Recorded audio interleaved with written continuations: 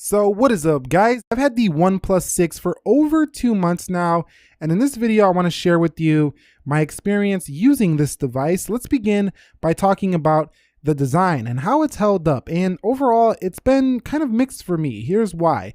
After getting the LG G7 ThinQ, this phone has actually felt rather wide in the hand. So this is definitely a wider phone, and because it's a really tall display with that notch extending the display even further, I think if you have small hands, the reach is rather long on this phone. Also, there's no way I found to use the fingerprint to swipe down notifications, which doesn't help at all. That feature was on prior OnePlus devices, and with this design, you do have a camera bump, so you do need a case to cover this thing, or that camera is vulnerable. It's slippery just like all other glass phones, but the great things about it are that it supports a very nice premium feel for that price point. Very large display because of the notch, and you also do have really thin sides that feel very nice, and a mute switch which is great on all the OnePlus devices. So it's been, so-so. I really think it feels premium for the price, but I think there's phones that do have slightly better designs than the OnePlus 6, but really, what's really touching the OnePlus in its price point?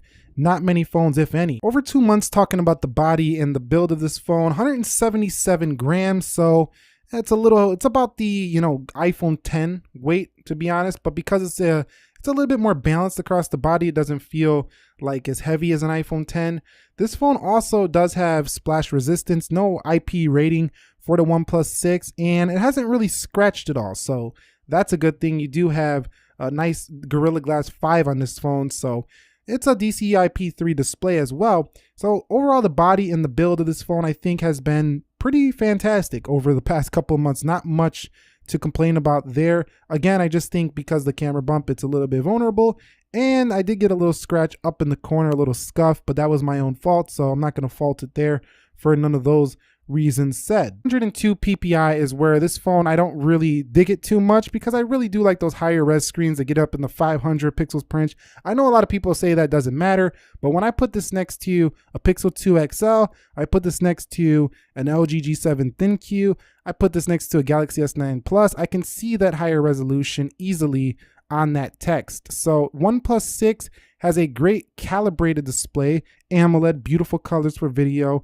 But anybody who puts this next to a higher res 2K or higher display on some of these phones lately, you're going to see the difference. But again, this is going for value, so you got to cut corners somewhere, and putting a 1080p panel definitely saves them a few bucks on that. But you can tweak it, and I think it has great viewing angles and extraordinary colors. So very popping colors, and no matter which angle you look at this thing, you're not going to have an issue. So I think it's a really good display. It just doesn't make my list as the best displays because of its resolution. Over 2 months software, this has been fantastic for the OnePlus 6 in that it just gets updates all the time. So that really makes you feel like OnePlus cares about the community of OnePlus users. I get updates all the time on this phone, and that's something you can't say about a lot of Android phones. This is actually on par, if not more updates than I've seen on the Google Pixel 2 XL. Now, don't get me wrong, you definitely need those updates, but further discussing software, very clean user interface. There's a few OnePlus add-ons such as the gestures and the ability to hide things like the little dock down here and get rid of that. There's just a little few add-ons that are actually quite useful for the OnePlus 6, and other than that, a few button changes you can do. The OnePlus 6 is a clean, stock kind of feeling software on Oxygen OS. It actually reminds me more of an old rooted OS known as CyanogenMod. That's the closest thing I feel like a OnePlus software comes to. And that brings me on to performance. This is actually the fastest phone that I currently use. The 8 gigabytes of RAM in here with the Snapdragon 845 coupled with Oxygen OS and constant software updates. This thing is faster than pretty much any other phone on the market. So what can I say about battery after 2 months with the OnePlus 6? It's been definitely very good in terms of getting me through a full single day. I haven't found this phone to get me through more than maybe a day and a quarter. It's not going a day and a half. This one needs to be charged up every night, But with a 3300 milliamp hour battery and the efficiency of a Snapdragon 845, if you are a light user, you might go 2 days, but I'm a pretty heavy user, so I'm not getting through more than 1 day. But dash charging is so fast that it doesn't really matter on the OnePlus 6 because you can go take a shower, come back, and your phone is almost fully charged for this device. So battery life has been acceptable. I haven't been disappointed with it at all for the OnePlus 6. Now I'm going to discuss camera a little bit, but I did some comparisons with this phone and you can check out those links down below. Clean software for the camera. In my past 2 months, I've really enjoyed how simple it is to shoot with this device. And you do have some nice modes like Google Lens, Panorama, Pro Mode, Time-Lapse, Portrait, and Slow Motion. The ability to just put the timer on is so simple. I wish all phones would put the timer right up there in the settings right from the viewfinder. You can go 19:9, 1:1, 4:3. Those are basically the aspects you're gonna need for a phone. Over here, HDR, and overall, I really love the software, as you can tell, with the OnePlus 6. It's just super easy to use and has a pretty high rating on DxOMark for its camera. I know not everybody takes that too seriously, but the OnePlus 6 is a very good performer in real life. Take a look at these samples and decide for yourself if this is something you're still going to consider.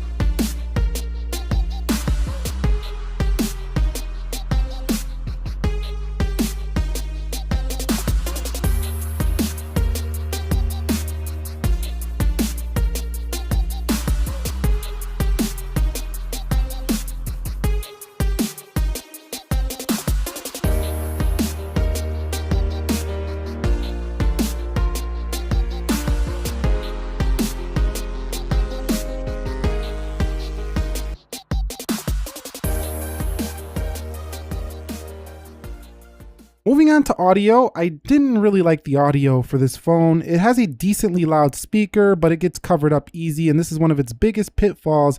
If you're into external audio, you're gonna wanna get a Bluetooth speaker to pair with this guy, but inclusion of a headphone jack definitely helps out, and Bluetooth was very fast on this phone, so connections, no issues on that front. Very good audio experience through Bluetooth and the headphone jack, but on the external, it's not that great. So just keep that in mind. That's my experience so far with the OnePlus 6 over 2 months. Lastly, discussing phone calls. The OnePlus claims that they have fixed the phone call issue in a recent update. Hasn't really changed much for me. The phone calling experience on here has been good, just not fantastic. Sometimes people said they couldn't hear me, and for 2018, we got to do better than this in phone call quality. So if you're watching this OnePlus, I think you need to do a little bit better when it comes to phone call quality. That's not to say all the OnePlus has had this issue, but for some reason, I just haven't been having a great phone calling experience when it comes to people hearing me. Sometimes they say they couldn't hear me on the other end, and it's for some odd reason, even though I have full bars. So we have arrived at the final conclusion of this video. OnePlus 6, 2 months later. I only made this video because there's so much phones that are being released and coming out very shortly, and this one is still a very compelling option on the market in the OnePlus 6, but I actually wouldn't buy this phone at this current price point. I have it now because I've had it since launch day, but right now, you're only a couple months or so away from the Pixel 3. The new iPhones are coming out. Those are probably not on your list if you're looking in the price point of this, but the LCD budget model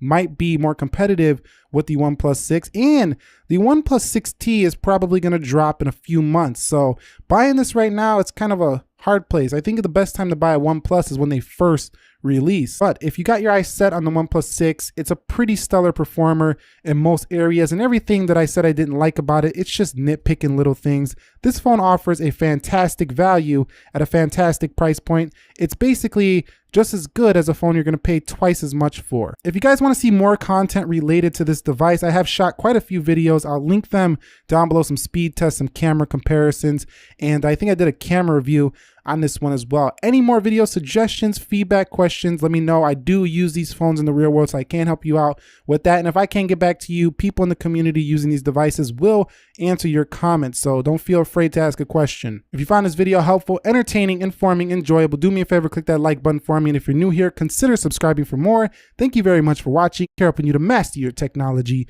Be sure to be well, and peace.